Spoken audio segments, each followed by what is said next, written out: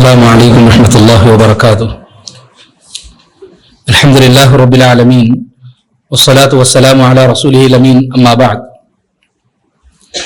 محترم حضرات و خواتین، الحمدللہ آج کی تراویح میں 19واں جز مکمل ہوا، جس میں سورہ فرقان، پھر اس کے بعد سورہ شعراء مکمل ہوئی، اس کے بعد سورۃ النمل کا بھی ایک حصہ مکمل ہوا. کل کے درس میں سورۃ النور کے تعلق سے کچھ بنیادی باتیں آپ کے سامنے، کچھ بنیادی احکامات پیش کیے گئے تھے. سورۃ النور میں کچھ اور بھی احکامات ہیں جن کا تذکرہ بہت ضروری ہے، تو اس مناسبت سے میں نے سمجھا کہ سورۃ النور کے پردے سے متعلق، حیا اور پاک دامنی سے متعلق کچھ احکام ایسے ہیں جن کا تذکرہ کیا جائے، اور یہ احکامات ایسے ہیں جس کے بارے میں ہم سب کو معلوم ہی ہے، لیکن جتنا اس کا اعادہ ہوتا ہے، اس کا ریمائنڈر پیش کیا جاتا ہے، اتنا جو ہے اس کی یادیں تازہ ہوتی ہیں. چنانچہ اس سے متعلق اللہ رب العالمین نے یہاں پر بیان فرمایا، قُلْ لِلْمُؤْمِنِينَ يَغُضُّوا مِنْ أَبْصَارِهِمْ. دنیا میں کوئی بھی بے حیائی جو ہوتی ہے، اس بے حیائی کا آغاز نظر کی آوارگی سے ہوتا ہے. تو یہ نظر جو ہے، اللہ رب العالمین نے بیان فرمایا کہ قُلْ لِلْمُؤْمِنِينَ يَغُضُّوا مِنْ أَبْصَارِهِمْ، کہ آپ مومنین سے کہہ دیجئے کہ وہ اپنی نگاہوں کو، اپنی نظروں کو نیچی کریں. اس سے کیا ہوگا؟ فرمایا اللہ رب العالمین نے اسے وَيَحْفَظُوا فُرُوجَهُمْ، اور اپنی شرمگاہوں کی حفاظت کریں. جو آدمی نظروں کی حفاظت کرے گا، اس کی شرمگاہوں کی بھی حفاظت ہوگی. پھر اللہ رب العالمین نے فرمایا وَقُلْ لِلْمُؤْمِنَاتِ يَغْضُضْنَ مِنْ أَبْصَارِهِنَّ، عورتوں سے بھی کہا گیا کہ وہ اپنی نگاہوں کی حفاظت کرے اور اپنی عصمت کی حفاظت کرے. یہ اللہ رب العالمین نے بتایا. یہ ابتدائی مرحلہ ہوتا ہے بے حیائی کا، اس لیے اللہ رب العالمین نے ابتدائی مرحلے میں ہی یہ تعلیم دی ہے کہ آپ اپنی نگاہوں کو نیچے کر کے راستوں میں چلیے. اللہ کے نبی صلی اللہ علیہ وسلم نے ایک مرتبہ علی رضی اللہ تعالیٰ عنہ سے مخاطب ہوتے ہوئے فرمایا لا تتبع النظرہ یا علی لا تتبع النظرة نظرة. اے علی، ایک مرتبہ آپ کی نگاہ پڑ گئی نظر کسی عورت کے اوپر، تو وہ ایک نگاہ سے آپ اپنی نظر کو ہٹا لیجئے، اس کے بعد آپ دوسری نگاہ نہیں.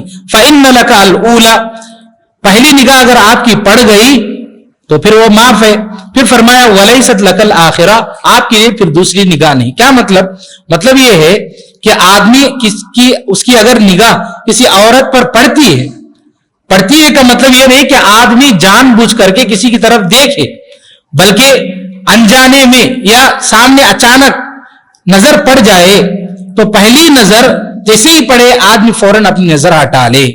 یہ نبی صلی اللہ علیہ وسلم نے بتایا. یہ مخاطب اللہ کے نبی صلی اللہ علیہ وسلم اس موقع پر علی رضی اللہ تعالیٰ عنہ سے تھے، لیکن یہ خطاب نبی صلی اللہ علیہ وسلم کا پوری امت سے تھا.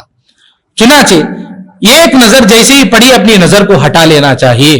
اب سوال یہ ہے، کیا عورتیں مردوں کو دیکھ سکتی ہیں؟ اس سلسلے میں اللہ کے نبی صلی اللہ علیہ وسلم کی وہ حدیث عائشہ رضی اللہ عنہا کی کہ عائشہ رضی اللہ عنہا مسجد میں کچھ حبشی لوگ کھیلتے تھے، تیاری وغیرہ جو ہے نا اپنے جسم کی کرتے تھے جنگوں وغیرہ سے متعلق. عائشہ رضی اللہ عنہا نبی صلی اللہ علیہ وسلم کے پیچھے کھڑے ہو کر کے دیکھا کرتی تھی، پھر اس کے بعد عائشہ رضی اللہ تعالیٰ چلی جایا کرتی تھی. تو اس حدیث کو رکھ کر علماء کرام نے اب یہاں پر اللہ رب العالمین نے بتایا کہ عورتیں اپنی نگاہوں کو نیچی کریں، اور اس حدیث میں ہے کہ عائشہ رضی اللہ تعالیٰ دیکھا کرتی تھی. تو عمومی حکم یہ ہے کہ کوئی عورت مرد کو بھی راستے میں چلتے پھرتے اپنی نگاہیں اونچی کر کے نہ دیکھے. اور ایک خاص حکم یہ ہے کہ اگر عورت بغیر شہوت کی نگاہ کے کسی ضرورت کے تحت کوئی عورت نے دیکھ لیا، کھیل رہے ہیں جیسے عائشہ رضی اللہ تعالیٰ نے دیکھا، یا پھر یہ کہ وہ عورت کو مارکیٹ جانا پڑا، مارکیٹ میں کوئی چیز خریدنی ہے، مرد کی طرف نگاہ اٹھا کر کے دیکھنا اور چیز خریدنا ضروری ہے، تو اس موقع پر دیکھ سکتی ہے. مسجد گئی، مسجد کے موقع پر کہیں خطبہ ہو رہا ہے، وہاں پر جو مقرر کو عورت دیکھتی ہے تو کوئی حرج کی بات نہیں. تو اہل علم نے کہا یہاں پر کہ شہوت کی نگاہ الگ ہے اور بغیر شہوت کی نگاہ الگ ہے. بغیر شہوت کے اگر عورت کسی ضرورت کے تحت مرد کو دیکھتی ہے تو کوئی حرج نہیں ہے. اور مرد کسی بھی مناسبت سے عورت کو، چاہے وہ شہوت کی نگاہ ہو یا بغیر شہوت کی، مرد نگاہ اٹھا کر عورت کو نہیں دیکھ سکتا. یہ عمومی حکم ہے، اس کا ہمیں جو ہے خیال رکھنا چاہیے. اور پردے سے متعلق پردے کے احکامات میں سے یہ بات بھی ہے کہ اللہ رب العالمین نے سورۃ میں بیان فرمایا، یا ایھا الذین آمنوا لا تدخلوا بیوتا غیر بیوتکم حتی تستأنسوا، کہ آپ کسی کے گھر کو جاتے ہیں تو یہ پردے کے مراحل ہیں، ابتدائی مراحل. کسی کے گھر جاتے ہیں تو پہلے اجازت لینا ہے. وَتُسَلِّمُوا عَلَىٰ أَهْلِهَا، آپ گھر والوں کو سلام کیجئے اجازت لینے کے لیے. اور پھر فرمایا فَإِن لَّمْ تَجِدُوا فِيهَا أَحَدًا فَلَا تَدْخُلُوهَا حَتَّىٰ يُؤْذَنَ لَكُمْ، اگر آپ دیکھ رہے ہیں کہ گھر میں کوئی نہیں ہے تو آپ داخل مت ہو جائیے جب تک آپ کو اجازت نہیں ملتی. وَإِن قِيلَ لَكُمْ ارْجِعُوا فَارْجِعُوا هُوَ أَزْكَىٰ لَكُمْ، اگر آپ سے کہا جائے کہ بھائی چلے جائیے، کسی اور وقت آ جائیے، تو فوراً لوٹ جائیے. آپ ضد سے گھر کے باہر مت کھڑیے کہ نہیں مجھے گھر میں آنا ہے، ملنا ہے، بات کرنا ہے، چاہے اندر مرد ہی کیوں نہ ہو، مرد ہی کیوں نہ ہو اندر، اگر مرد ہی کہتا ہے کہ آپ چلے جائیے بعد میں آئیے تو واپس چلے جانا ہے. تو یہ حکم اللہ رب العالمین نے دیا. اب کوئی پبلک پلیسز ہیں وہاں پر اجازت لے کر جانے کی ضرورت نہیں ہے. خصوصی جو جگہ ہیں، پرسنل جو جگہ ہیں، گھر وغیرہ، وہاں پر اجازت لے کے جانا ہے. یہ بات یہاں پر ہمیں بتائی گئی ہے. اس سے متعلق ایک بات یہ بھی ہے، اس سے ہٹ کر کے، اسی سے متعلق لیکن تھوڑا سا ہٹ کر ہوئی ہے کہ کسی کو کال کرتے ہیں، فون کال، تو ایک مرتبہ آپ نے کیا، دو مرتبہ آپ نے کیا، کوئی فون نہیں اٹھا رہے ہیں تو پریشان نہیں کرنا چاہیے. آپ کو انتظار کر لینا چاہیے تھوڑی دیر. یہ آداب میں سے ہیں فون کے کہ بار بار آپ کسی کو فون کر رہے ہیں، وہ نہیں اٹھا رہے ہیں، پھر بھی آپ فون کر رہے ہیں، پریشان کر رہے ہیں. ایسا نہیں ہونا چاہیے. یہ آداب میں سے ہے کہ آپ زبردستی کسی کو جو ہے پریشان نہ کریں، اس کا خیال رکھنا چاہیے. ایک اور مسئلہ اس سلسلے میں یہ ہے کہ اللہ رب العالمین نے یہاں پر فرمایا، یہ بات آئی تھی کل بھی، وَلْيَضْرِبْنَ بِخُمُرِهِنَّ عَلَىٰ جُيُوبِهِنَّ، کہ عورتیں اپنی اوڑھنیاں جو ہے اپنے گریبانوں پر، اپنے سینوں پر ڈالیں. عائشہ رضی اللہ تعالیٰ عنہا بتاتی ہیں کہ جیسے یہ آیت نازل ہوئی، انصار کی عورتیں اپنے کپڑوں کو پھاڑ کر کے اپنے سروں پر اور اپنے سینوں پر انہوں نے ڈال لیا. یعنی اس سے پہلے مفسرین بتاتے ہیں کہ عورتوں کے لیے شاید یہ حکم نہیں تھا، وہ شاید صرف سروں پر کپڑا ڈالتے تھے، شاید سینوں پر کپڑا نہیں ڈالتے تھے، کپڑا پورا پہنتے تھے لیکن الگ سے اوڑھنیاں نہیں ڈالتے تھے. جیسے یہ آیت نازل ہوئی، انصار کی عورتیں کپڑے پھاڑ کر کے ڈالنا شروع کر دیے، سر کے اوپر بھی، سینوں کے اوپر بھی، تاکہ کوئی حصہ نظر نہ آئے. اب ہمارے معاشرے میں آپ برقعوں کی حالت کو اگر آپ دیکھیں گے تو سر ڈھکا رہتا ہے لیکن اوڑھنی اتنی بڑی نہیں ہوتی ہے کہ جس سے سینہ پورا ڈھک جائے. برقع پہنیں گی لیکن اس کے باوجود بھی سینہ مکمل طور پر عورت کا چھپا نہیں رہتا ہے. اللہ نے بتایا یہاں پر کہ سر کے ساتھ ساتھ سینوں پر بھی، گریبانوں پر بھی یہاں پر اوڑھنیاں ڈالنا چاہیے. اللہ رب العالمین نے یہاں پر بتایا. اور اس کے علاوہ ایک اور بات یہ ہے کہ عورتیں برقع ایسا پہنے کہ اس کو برقع کہا جائے. اللہ کے نبی صلی اللہ علیہ وسلم نے فرمایا، نساء کاسیات عاریات مائلات ممیلات لا يدخلن الجنہ، کہ ایسا لباس نہ پہنے کہ لباس پہننے کے باوجود بھی ایسا لگ رہا ہے کہ عورت کا جسم نظر آ رہا ہے، تو ایسی عورتیں جنت میں داخل نہیں ہوں گی. مفسرین بتاتے ہیں کہ اس سے مراد یہاں پر تنگ لباس، ایسا لباس جو ٹرانسپیرنٹ ہوتا ہے یا پھر جو تنگ ہوتا ہے، عورت کے جسم کے حصے نظر آتے ہوں ابھر کر کے، تو ایسا لباس عورت نہیں پہننا چاہیے. برقع تو ہرگز نہیں پہننا چاہیے ایسا. تو پھر برقع پہننے کا مقصد ہی کیا ہوا؟ کوئی مقصد اس کا پورا نہیں ہوتا ہے. اس لیے برقع پہنتے ہوئے عورتوں کو اس کا لحاظ رکھنا چاہیے. اور ایک بات یہاں پر یہ بتائی گئی اسی سے متعلق، یہاں پر اس صورت میں گرچہ نہیں ہے لیکن پردے کے احکامات میں سے یہ بھی ہے کہ عورت گھر سے باہر جب بھی نکلتی ہے اس کو خوشبو لگا کر نہیں نکلنا چاہیے. اللہ کے نبی صلی اللہ علیہ وسلم نے دیکھی کتنی سخت بات بتائی اس معاملے میں. فرمایا ایما امرأۃ استعطرت فمرت علی قوم، کوئی عورت اگر عطر لگا کر کے نکلتی ہے اور کسی قوم پر سے گزرتی ہے، لوگوں پر سے گزرتی ہے، لیجدوا من ریحھا، تاکہ لوگ اس کی خوشبو کو محسوس کر کے اس کی طرف راغب ہوں، اس کو دیکھیں، فہی زانیہ، تو عورت ایسا کام کر رہی ہے جیسے وہ زنا کا کام کر رہی ہے. کتنی بڑی بات بتائی گئی یہاں پر. کیوں بتایا نبی صلی اللہ علیہ وسلم نے اتنی بڑی بات؟ وجہ یہ ہے کہ عورت کسی کو اپنی طرف مائل کرنے کے لیے خوشبو لگا رہی ہے. تو وہ اتنا بڑا گناہ کر رہی ہے جیسے زنا کر رہی ہے. تو یہی مقدمات ہوتے ہیں زنا کے. اس لیے نبی صلی اللہ علیہ وسلم نے بتایا کہ ایسی عورت ایسے کام کرتی ہے. آپ چاہے مارکیٹ کو جائیے, کسی کے گھر جائیے, مسجد کو جائیے, کہیں بھی جائیے, مگر خوشبو مت لگائیے. عورتوں کے لیے اس کی اجازت نہیں ہے. عورتوں کو چاہیے کہ اگر وہ لگانا ہی چاہتی ہیں تو اپنے گھروں میں لگائیں, اپنے گھر میں اپنے شوہر کے سامنے لگائیں. اللہ کے نبی صلی اللہ علیہ وسلم نے بتایا کہ عورت کو چاہیے کہ وہ اپنے شوہر کو خوش کرے, گھر میں وہ سجے سورے, خوشبو لگائے, اپنے شوہر کو خوش کرنے کی کوشش کرے, لیکن گھر سے باہر نکلتے ہوئے عورت یہ سب کام نہ کرے. بہت سخت باتیں بتائی اللہ کے نبی صلی اللہ علیہ وسلم نے. اس کا عورتوں کو چاہیے, ہماری ماؤں کو اور بہنوں کو, کہ وہ اس کا ضرور خیال رکھیں, کیونکہ اتنی سخت باتیں جب بتائی جاتی ہیں تو اس کا خیال رکھنا چاہیے. اور ایک بات یہ ہے, پردے ہی سے متعلق اللہ رب العالمین نے اس سورت میں فرمایا ان الذین یحبون ان تشیع الفاحشۃ فی الذین آمنوا, کہ جو بھی لوگ اہل ایمان میں, مومنین میں فحش پھیلاتے ہیں, گندی چیزیں پھیلاتے ہیں. اب اس کے اندر بہت ساری چیزیں آ جائیں گی. آپ گندی چیزوں سے پھیلانے سے مراد کسی پر الزام لگا رہے ہیں آپ, یا پھر آج کے سوشل میڈیا کے دور میں کوئی گندی چیز آپ واٹس ایپ میں شیئر کر رہے ہیں, سوشل میڈیا میں شیئر کر رہے ہیں, یہ ساری چیزیں شامل ہیں. آپ فلمیں جو ہے نا دیکھنے کے کسی کو ریکمینڈ کر رہے ہیں, سانگ سننے کا کسی کو ریکمینڈ کر رہے ہیں, یہ ساری چیزیں بھی شامل. اور اسی کے اندر یہ بھی شامل ہے کہ کوئی عورت بے پردگی کے ساتھ نکلے. اہل ایمان میں کوئی عورت بے پردگی کے ساتھ اگر نکلتی ہے تو یہ بھی فحش پھیلانا ہے, یہ بھی فحش پھیلانا ہے, ایک قسم کی گندگی پھیلانا ہے. تو ایسی عورتیں بھی اس آیت کے اندر شامل ہیں جو پردے کے بغیر نکلتی ہیں.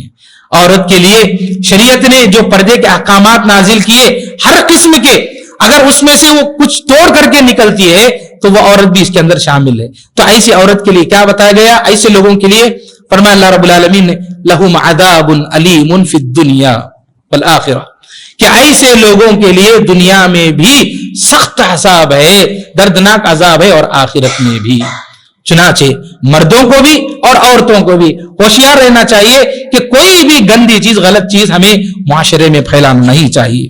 اور اسی سے متعلق ایک اور بات یہ بھی ہے, اللہ رب العالمین نے سورت میں مساجد سے متعلق بتایا فی بیوت اذن اللہ ان ترفع ویذکر فیہا اسمہ یسبح له فیہا بالغدو والآصال, کہ مومنین مسلمان مساجد میں آ کر کیا کرتے ہیں؟ اللہ رب العالمین کا ذکر کرتے ہیں, اللہ رب العالمین کی تسبیح بیان کرتے ہیں صبح و شام. تو مساجد میں کام یہی ہونا چاہیے. مساجد میں کیا ہے؟ اللہ کی عبادت ہونی چاہیے. اللہ کی عبادت کے علاوہ کوئی غیر ضروری کام نہیں ہونا چاہیے. یہاں پر دو لوگ بیٹھے ہوئے ہیں مثال کے طور پر, دنیا کی غیر ضروری باتیں کر رہے ہیں. یہاں پر غیر ضروری باتیں, دنیا کی باتیں نہیں ہونی چاہیے. اور کسی بات پر جو ہے جھگڑا کر رہے ہیں غیر ضروری معاملے میں, وہ بھی یہاں پر نہیں ہونا چاہیے. بیکار کی باتیں یہاں پر نہیں ہونا چاہیے. چاہے مرد ہو یا عورتیں, جب نماز کے لیے آتی ہیں تو صرف نماز کے لیے آنا ہے, یا کوئی خطبہ ہے, کوئی تقریر ہے, اس سے کام کے لیے آنا چاہیے. کچھ عورتیں آ گئی یا کچھ مرد آ گئے, فون دیکھتے ہوئے بیٹھ گئے. نماز چل رہی ہے, پیچھے کچھ لوگ, ایسا ہوتا ہے بعض مسجدوں میں, تراویح چلتی رہتی ہے, کچھ مرد بھی اور کچھ عورتیں بھی فون دیکھتے بیٹھتے ہیں. یہاں تک بھی سننے میں آیا کہ کچھ لوگ کرکٹ کے میچز دیکھتے ہیں مسجد میں بیٹھ کر کے, اور سکورز دیکھ چیک کرتے رہتے ہیں. بعض لوگ ہر 2 رکعت کے بعد فون نکالتے ہیں اور سکور چیک کرتے ہیں. ایسی صورتحال جب مساجد میں ہوگی تو ہماری عبادتوں میں کیا خشوع ہوگا اور ہماری عبادتوں کا کیا فائدہ ہوگا بتائیے. مساجد کی یہ حرمت ہے کہ مسجد میں صرف اللہ کی عبادت کی جائے. یہ مردوں کو بھی اس کا خیال رکھنا ہے, اور عورتوں کو بھی چاہیے. دیکھیے ایسا اکثر ہوتا ہے کیا کہ مردوں کا آنا مسجد کو اکثر ہوتا ہے, آداب کا انہیں علم زیادہ ہوتا ہے. عورتوں کا مسجد کو آنا کم ہوتا ہے, اس لیے آداب کے علم میں کمی ہوتی ہے. تو عورتوں کے سامنے جب اس طرح کی باتیں آتی ہیں تو انہیں چاہیے کہ وہ اپنی اصلاح کر لے. اس لیے کہ دیکھا جاتا ہے کہ عورتوں میں لڑائی جھگڑا صفوں سے متعلق ہوں یا بھی کسی بھی معاملے میں جب باتیں آتی ہیں, جھگڑے ہوتی ہیں, تو جھگڑا کرنا, آوازیں اونچی کرنا, یہ اچھی بات نہیں ہے. مساجد کے اندر سب کو بھی اس کا خیال رکھنا چاہیے, مرد ہو یا عورت, کیونکہ یہ اللہ کا گھر ہے. اللہ کے گھر میں صرف اللہ کے دین کا کام ہونا چاہیے, اس کے علاوہ کوئی اور کام نہیں. یہاں پر بتائی گئی کہ نیک لوگ یہی کام کرتے ہیں, وہ یہ کہ یہاں پر اللہ کی تسبیح بیان کرتے ہیں, اللہ کا ذکر کرتے ہیں. یہ بات بتائی گئی. اور اس کے علاوہ ایک بات یہ بتائی گئی کہ معاشرے کی پاکی اور پاک دامنی کے لیے لوگوں کی تعلیم دی گئی کہ آپ جلد سے جلد اپنے بچوں کا نکاح کیجیے. وَأَنْكِحُوا الْأَيَامَ مِنْكُمْ وَالصَّالِحِينَ مِنْ عِبَادِكُمْ وَإِمَائِكُمْ کہ آپ اپنے بچوں کا نکاح دین کی بنیاد پر نیک لوگوں سے کیجئے. إِن يَكُونُوا فُقَرَاءَ يُغْنِهِمُ اللَّهُ مِنْ فَضْلِهِ. آپ ڈر رہے ہیں کہ مناسب رشتہ ابھی نہیں مل رہا ہے. مناسب رشتہ وہ کب ملے گا؟ وہ مناسب رشتہ کیا ہے؟ لوگ مال کی بنیاد پر تلاش کرتے ہیں. اب آپ مال کی بنیاد پر رشتوں کو تلاش کرنے کی کوشش کریں تو آپ کو ایسا رشتہ ملنا مشکل ہو جائے گا، کیونکہ ہر انسان کا ایکسپیکٹیشن الگ ہوتا ہے. تو جو ہماری امیدیں ہوتی ہیں دنیاوی اعتبار سے اس کو تھوڑا کم کر لینا چاہیے. ہماری امیدیں دین کے حساب سے ہونی چاہیے، کیونکہ ہمارا مستقبل، ہمارے بچوں کا مستقبل مال کی بنیاد پر مضبوط نہیں ہوگا، دین کی بنیاد پر مضبوط ہوگا. مضبوطی اگر ہمارے رشتوں میں آنا ہے تو دین کی بنیاد پر ہم اس کو قائم کریں. بہت سارے ماں باپ کیا ہوتے ہیں، نکاح میں اتنی تاخیر کرتے ہیں کہ بچے بالغ ہو گئے، عمریں بہت زیادہ ہو گئی، اور خاص کر لڑکیوں کی شادیاں اتنی تاخیر سے کرتے ہیں بعض لوگ کہ ان کی پڑھائی ہو گئی، اور زیادہ پڑھائی کرنا، اور زیادہ پڑھائی کرنا. کتنی پڑھائی کرنا ہے؟ اگر آپ اپنی بچیوں کو پڑھانا ہی چاہتے ہیں تو نکاح کر دیجئے. نکاح کرنے کے بعد آپ اس کے شوہر سے کہہ دیجئے کہ وہ کچھ پڑھنا چاہے، کچھ ایگزام لکھنا چاہے، آپ مدد کریں. کچھ اس طرح کا حل نکالا جا سکتا ہے، لیکن تاخیر نہیں ہونی چاہیے شادی کرنے میں. اللہ کے نبی صلی اللہ علیہ وسلم نے فرمایا، یا معشر الشباب، اے نوجوانوں، من استطاع منکم الباءۃ فلیتزوج، تم میں سے جو بھی شادی کے نکاح کا محتاج ہو جائے اس کو چاہیے کہ وہ نکاح کرے. فإنہ اغض للبصر، کیونکہ نکاح کرنے سے اس کی آنکھ بھی محفوظ ہو جائے گی. وأحسن للفرج، اور اس کی شرمگاہ بھی محفوظ ہو جائے گی. اگر کوئی لڑکا نکاح نہیں کر پا رہا ہے مختلف وجوہات کی بنیاد پر، اس کے پاس کچھ بھی مال نہیں ہے، یا کوئی ایسی ضرورت آ گئی کہ وہ ابھی نکاح نہیں کر سکتا ہے، لیکن نکاح کا وقت ہو گیا اس کے لیے نہیں کر پا رہا ہے، تو نبی صلی اللہ علیہ وسلم نے فرمایا وَمَن لَمْ يَسْتَطِعْ لَهُ فَعَلَيْهِ بِالصَّوْمِ، اگر کوئی لڑکا نکاح نہیں کر پایا، کوئی لڑکی، تو اس کو روزے رکھنا چاہیے کثرت سے. فَإِنَّهُ لَهُ وِجَاء، کیونکہ روزہ انسان کو نفسانی خواہشات سے روکتا ہے. تو بہرحال یہاں پر یہ تعلیم دی گئی کہ جلد سے جلد نکاح ہو جانا چاہیے، تاخیر نہیں ہونا چاہیے. خاص کر آج کل کے ایسے ماحول میں بالکل بھی تاخیر نہیں کرنا چاہیے. یہ تعلیم ہمیں دی گئی ہے. اس کے بعد یہ کچھ باتیں بھی اس صورت میں، کچھ مسائل. اس کے بعد کی جو صورت ہے سورۃ الفرقان، اس صورت میں اللہ رب العالمین نے نبی صلی اللہ علیہ وسلم کو بحیثیت انسان ایمان لانے کے حکم دیا ہے. کوئی آدمی یہ نہیں سوچنا چاہیے کہ نبی صلی اللہ علیہ وسلم نور تھے. یہ بریلویوں کا عقیدہ ہے، جو قبر پرست لوگ ہیں ان میں سے بعض لوگوں کا عقیدہ ہے کہ نبی صلی اللہ علیہ وسلم نور ہے. نبی صلی اللہ علیہ وسلم اللہ کے نور کا حصہ، نعوذ باللہ، ایسا نہیں ہے. اگر کوئی آدمی یہ مانتا ہے کہ نبی صلی اللہ علیہ وسلم اللہ کے نور کا حصہ تھے تو وہ شرک ہے. نبی صلی اللہ علیہ وسلم انسان تھے، مٹی سے بنے. نبی صلی اللہ علیہ وسلم انسان تھے، اس پر ہمارا ایمان ہونا چاہیے. اگر کوئی آدمی، اس زمانے میں ان لوگوں نے، مشرکین نے، انسان ہے اس لیے ایمان قبول نہیں کیا. اور آج کل کے مسلمان بعض لوگ کیا کرتے ہیں، اللہ کے نبی صلی اللہ علیہ وسلم انسان نہیں بلکہ اللہ کے نور کا حصہ کہتے ہیں. دونوں بھی مشرک ہیں، وہ بھی مشرک اور یہ بھی مشرک. جو نبی صلی اللہ علیہ وسلم پر ایمان نہ لائے، اللہ رب العالمین نے فرمایا وَيَوْمَ يَعَضُّ الظَّالِمُ عَلَى يَدَيْهِ يَقُولُ يَا لَيْتَنِي اتَّخَذْتُ مَعَ الرَّسُولِ سَبِيلًا، کہ وہ لوگ قیامت کے دن اپنے ہاتھ کترتے ہوئے، کاٹتے ہوئے کہیں گے کہ اے کاش میں نبی صلی اللہ علیہ وسلم کی اتباع کرتا تو اچھا ہوتا. یہ کچھ باتیں بتائی گئی. اور اس کے بعد اس صورت میں ایک بات یہ بتائی گئی، وقال الرسول یا ربی ان قوم اتخذوا هذا القرآن مہجورا، کہ قیامت کے دن اللہ کے نبی صلی اللہ علیہ وسلم امت کے لیے سفارش کریں گے تو وہیں پر کچھ ایسے لوگ ہوں گے جن کے خلاف نبی صلی اللہ علیہ وسلم کھڑے ہو جائیں گے. وہ کون لوگ ہوں گے؟ اللہ رب العالمین نے فرمایا وہ لوگ جو قرآن کو چھوڑ دیے، جنہوں نے قرآن کو نظر انداز کر دیا. اب اس قرآن کو نظر انداز کرنے کے کئی معنی ہیں، کئی مطلب ہیں. امام ابن القیم رحمہ اللہ نے اس کے کئی مطلب بیان کیے ہیں. کوئی آدمی اگر قرآن مجید کو چھوڑ دیتا ہے، بالکل ایمان ہی نہیں لاتا. کوئی آدمی قرآن مجید کو پڑھنا ہی نہیں چاہتا. کوئی آدمی قرآن مجید پر عمل ہی نہیں کرنا چاہتا. کوئی آدمی قرآن مجید کو سمجھنا ہی نہیں چاہتا ہے، چھوڑ دیتا ہے بالکل قرآن کو. قرآن لا لیے اور گھر میں رکھ لیے، بس ہو گیا. سالوں سال تک مٹی جمع ہو رہی ہے، کبھی دل میں، گھر میں اٹھا کر کے یہ موقع نہیں ملتا ہے کہ قرآن اٹھا کر کے کچھ دیر کے لیے پڑھے. چھوڑ دیا قرآن مجید کو. کبھی موقع ملا نماز گئے کچھ سنا. ایسا نہیں ہونا چاہیے. ایسے لوگوں کے خلاف اللہ کے نبی صلی اللہ علیہ وسلم کھڑے ہو جائیں گے. کتنے گھرانوں میں سے کتنے نوجوان ہیں ان کے بچوں کو قرآن پڑھنا نہیں آتا ہے. قرآن اپنے بچوں کو پڑھانا سکھانا چاہیے بچپن سے ہی. اگر عمر بڑی ہو گئی, پڑھنا نہیں سیکھا, ہمارے ماں باپ نے نہیں سکھایا, اس میں کوئی شرمانے کی بات نہیں, سیکھنا چاہیے. قرآن مجید پڑھنے سے اللہ کے نبی صلی اللہ علیہ وسلم نے کیا بتایا کہ جو آدمی اٹک اٹک کر پڑھتا ہے اور سیکھنے کی کوشش کرتا ہے اس کے لیے ڈبل اجر ہے. کیوں؟ محنت کرتا ہے, کوشش کرتا ہے قرآن مجید سیکھنے کی, اس میں تدبر اختیار کرنے کی, سمجھنے کی. تو چنانچہ ہمیں اپنے بچوں کو قرآن مجید کے تعلق سے اس کی تعلیم دینے کی ضرورت. سورہ شعراء ہے, اس شعراء سورت کے اندر اللہ رب العالمین نے ناشکر لوگوں کا تذکرہ فرمایا. اس کے بعد کی جو سورت ہے سورت النمل, اس میں اللہ رب العالمین نے جو اللہ کے نیک بندے, جو شکر گزار بندے ہیں, ان کا تذکرہ فرمایا. سورہ شعراء میں فرعون کی قوم, قوم عاد, قوم سمود, قوم نوح, ان کا تذکرہ فرما کر اللہ رب العالمین نے بتایا کہ ان سب کا انجام ناشکری کی بنیاد پر, انہوں نے ناشکری کی, اللہ رب العالمین پر ایمان نہیں لایا تو برباد ہو گئے. اور ان لوگوں نے کیا کیا, اپنے نبیوں کو الٹی سیدھی باتیں بتائیں. کیا بتایا؟ قوم فرعون نے کیا کہا تھا, قوم فرعون نے کیا کہا تھا موسیٰ علیہ السلام اور ہارون علیہ السلام سے کہ تم دونوں جادوگر ہیں. تو نبی صلی اللہ علیہ وسلم کو بھی یہی باتیں بتائے تھے لوگ. کیا بتائے تھے؟ آپ شاعر ہیں, آپ کاہن ہیں, آپ مجنون ہیں. تو اللہ رب العالمین نے بتایا آپ تسلی رکھیے, کوئی پریشانی کی بات نہیں, ان لوگوں کو جو پہنچنا ہے وہ پہنچے گا. سورہ نمل میں اللہ رب العالمین نے سلیمان علیہ السلام کے واقعے کا تذکرہ فرمایا کہ یہ شکر گزار بندے تھے. اگر آپ شکر کرو گے تو اللہ رب العالمین اور دے گا. جیسے اللہ رب العالمین نے سلیمان علیہ السلام کو جانوروں کی, پرندوں کی, چیونٹیوں کی بولی کو سمجھنے کی طاقت دیا تھا. تو سلیمان علیہ السلام نے کیا کیا؟ اللہ رب العالمین کا شکر ادا کیا. تو ہمیں چاہیے کہ ہر نعمت پر اللہ کا شکر ادا کریں, اللہ رب العالمین کی عبادت کرے, نبی صلی اللہ علیہ وسلم کی اطاعت کرے, تو انشاءاللہ ہماری زندگی بھی کامیاب ہوگی.